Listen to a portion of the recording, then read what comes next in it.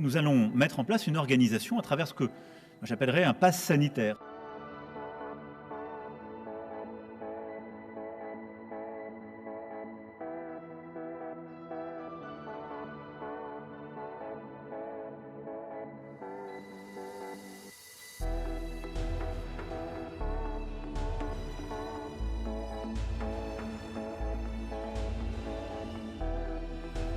On pourra intégrer des éléments de tests négatifs récents. On demande dans beaucoup de situations d'avoir des tests de 48 ou 72 heures qui vous mettent négatif. Ça peut être aussi un instrument. On pourra regarder aussi si vous avez été vacciné.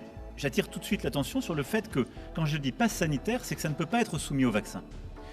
Parce que si on arrive à un moment dans le printemps à rouvrir certains de ces lieux, nous ne saurions conditionner leur accès à une vaccination, alors même que nous n'aurions même pas ouvert la vaccination aux plus jeunes d'entre nous.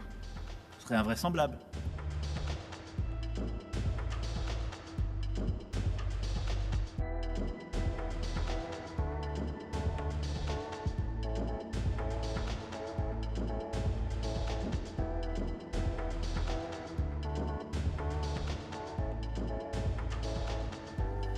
La situation épidémiologique et hospitalière dans d'autres agglomérations ou départements suscite une vigilance maximale. Ces départements, au moment où je parle devant vous, sont au nombre de 20.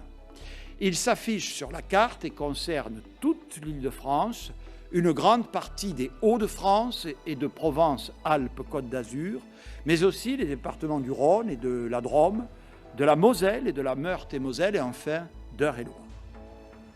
Nous plaçons donc ces départements en surveillance renforcée.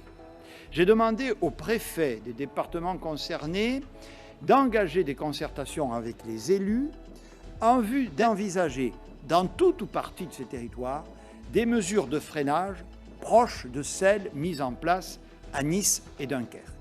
Nous ferons un point au terme de ces concertations la semaine prochaine et nous déciderons alors si et seulement si la situation continue à se dégrader.